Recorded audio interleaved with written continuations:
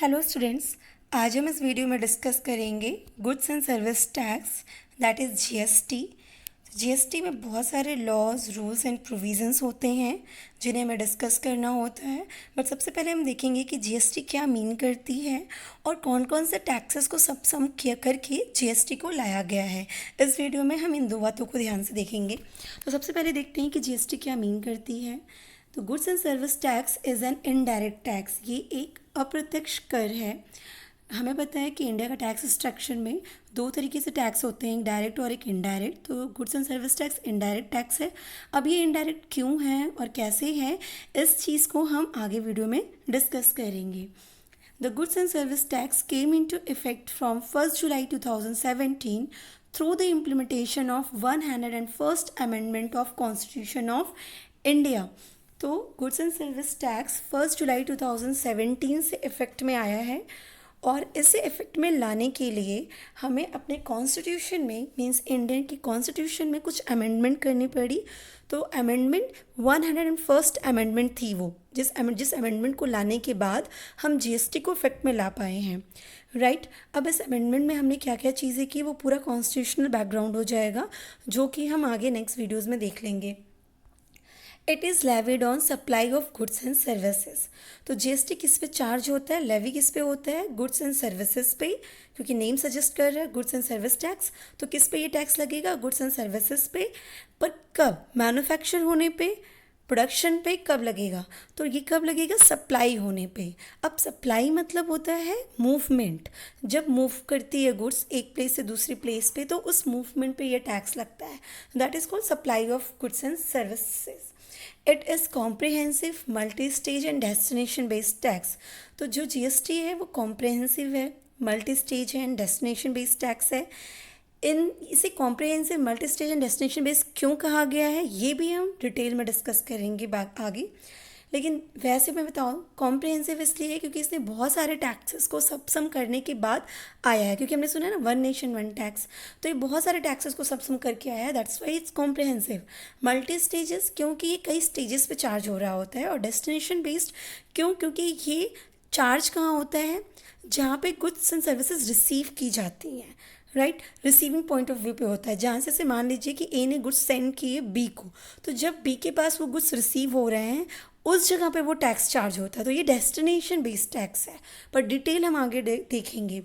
तो ultimately goods and service tax क्या हो गया, गुड्स एंड सर्विस टैक्स एक इनडायरेक्ट टैक्स है, जिसे हम अपने कॉन्स्टिट्यूशन की अमेंडमेंट में, कॉन्स्टिट्यूशन में अमेंडमेंट करने के बाद इफेक्ट में लाए हैं। कब लाए हैं, 1 जुलाई 2017 को। और कौन से नंबर की अमेंडमेंट हुई थी, ये 101st अमेंडमेंट हुई थी, राइट। ये किस पे चार्ज होता है, it's levied on goods and supply, पर कब, supply of goods and service, sorry, it's levied on supply of goods and services. और ये कैसा है, ये comprehensive, multi stage and destination based tax है, राइट। तो ये तो हो गया जीएसटी की मीन। पर एग्जैक्टली अगर हम बात करें कि टैक्स की, जैसे पहला बात है कि it is an indirect tax. अब इनडायरेक्ट टैक्स है तो मतलब क्या होता है, तो सबसे पहले देखते हैं कि टैक्स मतलब क्या होता है। टैक्स हमको पता है, जैसे हिंदी में कर कहते हैं। टैक्स होता है जो कर जो चार्ज किया जाता है गवर्नमेंट के थ्रू उनके सिटीजन्स पे, राइट। अब इंडियन गवर्नमेंट इंडियंस पे चार्ज करेगी, इसी तरह यूएस गवर्नमेंट अपने सिटीजन्स पे चार्ज करेगी। तो टैक्स जो कि गवर्नमेंट के थ्रू उनके सिटीजन्स पे चार्ज किया जाता है, राइट। अब ये चार्ज गवर्नमेंट क्यों करती है, गवर्नमेंट चार्ज इसलिए करती है क्योंकि उन्हें अपनी कंट्री पे खर्चे करने होते हैं, एक्सपेंडिचर करना होता है। तो उसके लिए, खर्चे करने के लिए उन्हें रेवेन्यू चाहिए होती है, इवन सभी को खर्चे करने के लिए रेवेन्यू चाहिए होती है। तो टैक्स जो है गवर्नमेंट के रेवेन्यू का एक सोर्स है, और ये बहुत ही इंपॉर्टेंट सोर्स होता है। गवर्नमेंट इसे कहाँ एक्सपेंड करती है, गवर्नमेंट इसे सोशो इकोनॉमिक बेनिफिट पे एक्सपेंड करती है। तो अपनी कंट्री को डेवलप करने में, लाइक रोड, डैम, और government hospital, government schools, army, weapons को, बाकी सब चीज़ों को अपने नेशन को बिल्ड करने में, डेवलप करने में इन रेवेन्यू का वो यूज़ करती है। तो अब जो है कि इंडियन का टैक्स स्ट्रक्चर की बात करें तो ये दो तरीके से होते हैं। एक होता है आपका direct tax, right. Direct tax क्या हो गया, डायरेक्ट टैक्स मीन्स आपको नाम बता रहा है, नेम से समझ में आ रहा है, जो डायरेक्टली चार्ज किया जा रहा है, जो टैक्स आप पे डायरेक्टली लग रहा हो, तो ये कहते हैं डायरेक्ट टैक्स, प्रत्यक्ष कर। जिस पे चार्ज होता है, जिससे टैक्स मांगा गया, पे भी वही करेगा। तो यहाँ पे इम्पैक्ट और इंसिडेंस जो होता है वो दोनों ही सेम पर्सन पे होता है, राइट। इम्पैक्ट और इंसिडेंस अगर मैं आपको समझाऊँ तो इम्पैक्ट मतलब होता है कि इनिशियली पे कौन कर रहा है, और इम्पैक्ट का मतलब होता है कि अल्टीमेटली बियर कौन कर रहा है। दोनों बातों में डिफरेंस है। एक इनिशियली गवर्नमेंट को कौन पे कर रहा है, और सेकंड इम्पैक्ट इंसिडेंस का मतलब हो गया कि अल्टीमेटली वो बियर कौन कर रहा है, किस पे वो लग रहा है। तो इम्पैक्ट और इंसिडेंस ये दोनों ही सेम पर्सन पे होते हैं। आपसे मांगा गया, आप पे करेंगे तो आप ही इनिशियली पे कर रहे हो और बियर भी आप ही कर रहे हैं, राइट। सिमिलरली सेकंड जो होता है वो क्या होता है आपका इनडायरेक्ट टैक्स। अब इनडायरेक्ट टैक्स क्या हो गया, इनडायरेक्ट टैक्स जो होता है वो इनडायरेक्टली चार्ज करती है गवर्नमेंट। इनडायरेक्टली चार्ज करती है कैसे, लाइक गुड्स एंड सर्विसेज पे, प्रोडक्ट्स पे, इन सब के थ्रू आपसे चार्ज किया जाता है। आप नॉर्मली प्रोडक्ट परचेज करते हो तो आप देखते हो वहाँ पे लिखा होता है इंक्लूसिव ऑल टैक्सेस। आप सिर्फ एमआरपी पे कर रहे होते, पर अल्टीमेटली आप टैक्स भी पे कर रहे होते, क्योंकि उस प्राइस पे, उस एमआरपी पे टैक्स इंक्लूड है। तो इनडायरेक्ट टैक्स कैसा टैक्स हो गया, इसको हिंदी में अप्रत्यक्ष कर कहते हैं। तो ये कैसा टैक्स हो गया जो इनडायरेक्टली चार्ज किया जाता है, किससे, सिटीजन से, राइट। अब यहाँ पे क्या होता है, इम्पैक्ट और इंसिडेंस जो है दोनों अलग अलग हो जाते हैं। इम्पैक्ट किसी पे पड़ता है पर इंसिडेंस किसी और पे जाता है। मतलब कैसे हो गया, प्रोडक्ट पे लग रहा है, राइट।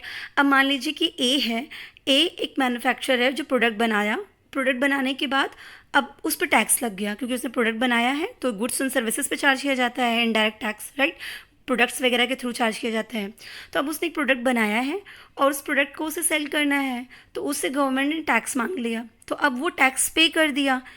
लेकिन अब वो क्या करेगा, अपनी प्रोडक्ट जो वो दूसरों को सेल करने वाला है, जितना टैक्स उसने गवर्नमेंट को दिया है वो सारा का सारा टैक्स उससे रिकवर कर लेगा। जो भी उसका कस्टमर है उससे वो सारा टैक्स रिकवर कर लेगा। तो इनिशियली तो पे किसने कर दिया गवर्नमेंट को, ए जो कि मैन्युफैक्चरर था, जो प्रोड्यूसर था, उसने पे किया। पर अल्टीमेटली वो किसकी जेब से गया, बी जो उसका कस्टमर था, करेक्ट। तो इनडायरेक्ट टैक्स वो टैक्स होता है जो इनडायरेक्टली चार्ज किया जाता है, जहाँ पे इम्पैक्ट और इंसिडेंस दोनों अलग अलग पड़ते हैं। यहाँ पे टैक्स बर्डन को शिफ्ट कर दिया जाता है किसी और पे, राइट। जबकि डायरेक्ट टैक्स में टैक्स बर्डन शिफ्ट नहीं किया जा सकता है, जिस पे टैक्स लगेगा वही उसे पे करेगा, करेक्ट। तो अब बात करते हैं डायरेक्ट टैक्स की रेवेन्यू की। तो जैसे डायरेक्ट टैक्स की एग्जांपल की, तो किस टाइप का टैक्स है, जैसे इनकम टैक्स। इनकम टैक्स एक डायरेक्ट टैक्स का एग्जांपल है। सिमिलरली वेल्थ टैक्स भी होता है।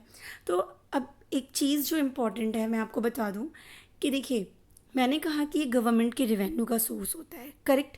अब गवर्नमेंट भी हम देखते हैं कि हमारी सेंट्रल गवर्नमेंट होती है कि हमारी स्टेट गवर्नमेंट होती है, करेक्ट। तो पैसे तो दोनों को चाहिए होते हैं। सेंट्रल गवर्नमेंट होती है वो सेंट्रल के वर्क करती है, लाइक वो हमारे आर्मी को स्ट्रॉन्ग कर रही होती है, राइट। वो वेपन्स वगैरह को, एटॉमिक्स वगैरह को, इन सब चीज़ पे रिसर्च एंड डेवलपमेंट पे पैसे खर्च कर रही होती है।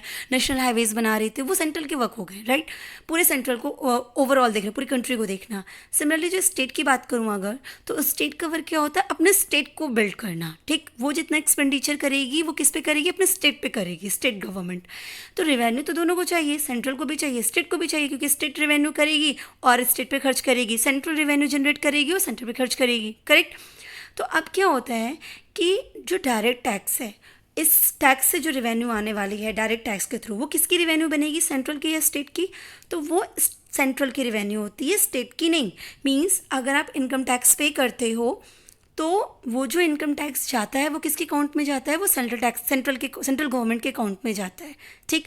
तो इनकम टैक्स किसका रेवेन्यू हो गया, सेंट्रल गवर्नमेंट का रेवेन्यू हो गया। इसी तरह वेल्थ टैक्स भी सेंट्रल गवर्नमेंट के रेवेन्यू। तो जितने भी डायरेक्ट टैक्स हैं वो सेंट्रल गवर्नमेंट के आपके रेवेन्यू हो गए, करेक्ट। अब बात करें इनडायरेक्ट टैक्सेस की, तो जैसा मैंने बोला कि इनडायरेक्ट टैक्स भी सेंट्रल और स्टेट दोनों के होते हैं, ठीक है। सेंट्रल अपनी रेवेन्यू जनरेट करता है टैक्स के थ्रू, और स्टेट अपने टैक्स इम्पोज करके अपनी रेवेन्यू जनरेट करता है। अब स्टेट टैक्स जो लगेगा वो सिर्फ उसी स्टेट के सिटीजन्स पे लगेगा, वही पे करेंगे और उसी स्टेट को जाएगा, ठीक। वो पर्टिकुलरली रिस्पॉन्सिबल है कितने, किसके लिए, अपने स्टेट के लिए रिस्पॉन्सिबल है। तो अब इनडायरेक्ट टैक्स की बात करें तो सेंट्रल टैक्सेस कौन कौन से लगते थे, मतलब इनडायरेक्ट टैक्स ऐसा टैक्स था जिसमें दोनों कमा रहे थे।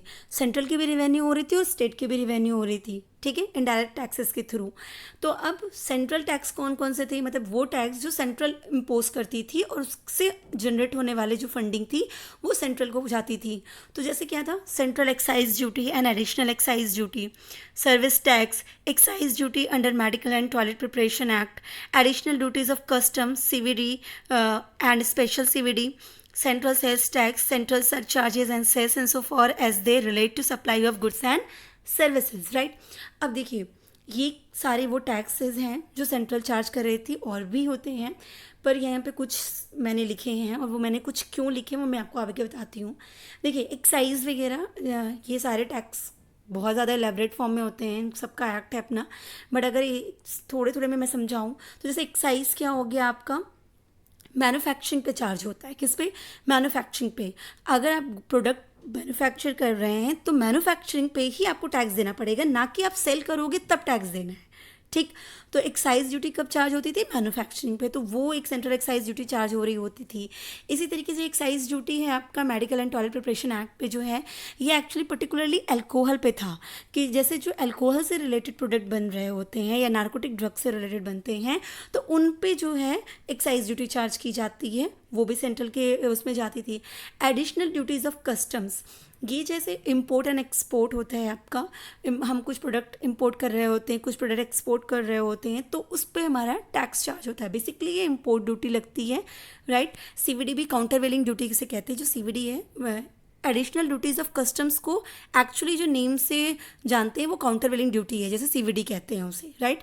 तो वो भी क्या, इंपोर्ट पे चार्ज की जाती है। अब वो क्यों चार्ज की जा रही होती है? वो इसलिए चार्ज करते हैं कि जैसे कि जो हमारे डोमेस्टिक के हैं, डोमेस्टिक प्रोडक्ट हैं, उनको कोई लॉस ना होने पाए, राइट। अगर हम हर चीज़ इंपोर्ट करने लग जाएंगे, बाहर से ही मंगा रहे होंगे, तो फिर जो हमारे यहाँ पे अगर उसी सिमिलर प्रोडक्ट कोई चीज़ बन रही है, मैन्युफैक्चर हो रही है, तो हर कोई एक होता है ना स्टेटस के चक्कर में भी और वैसे भी इंपोर्ट की हुई चीज़ को परचेज करेगा, तो जो डोमेस्टिक मैन्युफैक्चरर हैं वो उनका क्या होगा, तो उनको प्रोटेक्ट करने के लिए ही ये सीवीडी चार्ज कराया गया था, राइट। तो इनसे भी जो रेवेन्यू होती है वो भी सेंट्रल जाती है। इसी तरह सेल टैक्स, सेल्स पे होने वाली उसको, जैसे ये सब मैन्युफैक्चरिंग पे हो गया, एक्सपोर्ट इंपोर्ट पे हो गया, ये सेल्स पे होती है। जब आप सेल करोगे तो आप टैक्स पे करोगे। अदर सर चार्जेस और सेस होते हैं, जो एडिशनल चार्जेस टैक्स के अलावा किसी स्पेसिफिक पर्पज़ के लिए लगाया जाता है, वो सेस होता है, और ये सर चार्जेस होते हैं, तो वो सब भी चार्ज किए जाते थे और किसको मिलते थे? सेंट्रल को। अब ये तो हो गए सेंट्रल की रेवेन्यू, ये सारे कैसे हैं? इनडायरेक्ट टैक्सेस हैं, करेक्ट। इसी तरह अब स्टेट भी तो अपना रेवेन्यू मांगेगी, तो स्टेट क्या करती थी? स्टेट अपने नाम से जो चार्ज करती थी वो था state surcharges and cess in so far as they relate to supply of goods and services. Goods and services के सप्लाई पे स्टेट अपने सरचार्ज और सेस ले रही होती थी। एंटरटेनमेंट टैक्स भी चार्ज कर रही होती थी स्टेट गवर्नमेंट। अब एक लोकल बॉडीज़ जो चार्ज करती थी वो अलग, और स्टेट अपना अलग चार्ज कर रही थी। जैसे एंटरटेनमेंट टैक्स मतलब जैसे कि मूवी टिकट पे आप टिकट पे करते हो तो उस पे जो टैक्स हो गया वो एंटरटेनमेंट टैक्स हो जाता था आपका। और अम्यूज़मेंट पार्क वगैरह है, उन पे कोई गेम वगैरह है तो उन पे, तो एंटरटेनमेंट के नाम पे स्टेट अपना टैक्स, हमारे स्टेट में जो भी ये सब है उस पर वो टैक्स लेती थी। Tax on lottery, betting, gambling, इन सब चीज़ों पे भी स्टेट अपना टैक्स लेती थी। एंट्री टैक्स था, कोई गुड्स इंटर कर रहा है आपके स्टेट में तो एंट्री टैक्स ले लेती थी। किसी दूसरे स्टेट का गुड्स हमारे स्टेट में आएगा तो हम एंट्री टैक्स चार्ज करेंगे उस पर। परचेज टैक्स चार्ज करती थी। वैट, वैल्यू एडिशन टैक्स, जितना जितना वैल्यू ऐड होता जाएगा उस पर टैक्स लगता था। लग्जरी टैक्स, लग्जरी आइटम पे एडिशनल टैक्स होता था। टैक्स ऑन एडवर्टीजमेंट कराए जाते तो उस पर भी टैक्स लगता था।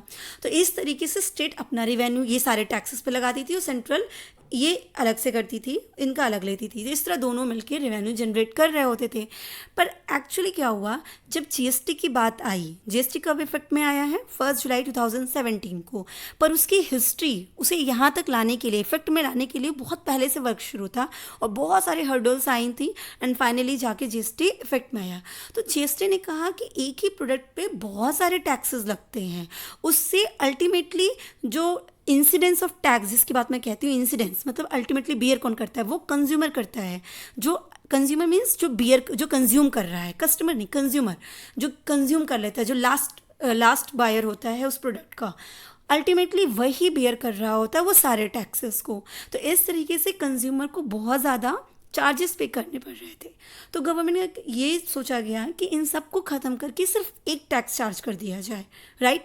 तो उन्होंने क्या चार्ज किया, एक tax, that is goods and service tax. तो ये जो सेंट्रल के टैक्सेस हैं, जो ये स्टेट के टैक्सेस हैं, इन दोनों टैक्स स्पेसिफिकली मैंने सेंट्रल और स्टेट में वही टैक्सेस मेंशन किए हैं जिन टैक्स को सबसम कर दिया गया है जीएसटी में।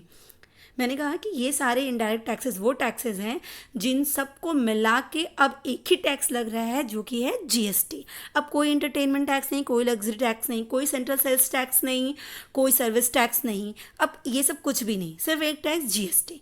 तो इन दोनों ही टैक्सेस को सम करके कौन से टैक्स को लाया गया, GST, goods and service tax. तो इसीलिए जीएसटी को क्या बोला गया, जीएसटी एक इनडायरेक्ट टैक्स है, वन नेशन वन टैक्स। दोनों सभी इतने सारे टैक्सेस लग रहे थे, सबको एक करके एक लगाया गया। लेकिन अब एक टैक्स लगाया गया, सिर्फ जीएसटी आया, तो क्या होगा, क्या सेंट्रल अपना हिस्सा नहीं, सेंट्रल की रिवेन्यू हो गई। अगर मान लेते कि जीएसटी से आया और वो सबके सब सेंट्रल की रिवेन्यू होगी, तो स्टेट क्या करेगी फिर, तो स्टेट को भी तो रिवेन्यू चाहिए और टैक्स तो रिवेन्यू का सोर्स है। तो अब इस चीज़ को ध्यान में रखते हुए जो जीएसटी है उसमें भी पार्टीशन किए गए हैं, और जो आपने नाम सुना होगा सीजीएसटी, एसजीएसटी, आईजीएसटी, ये सब। तो इन सब पे हम आगे डिस्कस करेंगे। आज के लिए सिर्फ इतना ही कि जीएसटी क्या है। जीएसटी एक इनडायरेक्ट, एक बार रिकवर करें तो जीएसटी इनडायरेक्ट टैक्स है, 1 जुलाई 2017 को आया है। Supply of goods and service tax पे ये लगता है, और ये एक multi stages destination based and comprehensive tax system है, करेक्ट। बाकी हम नेक्स्ट वीडियो में देखेंगे। Thank you.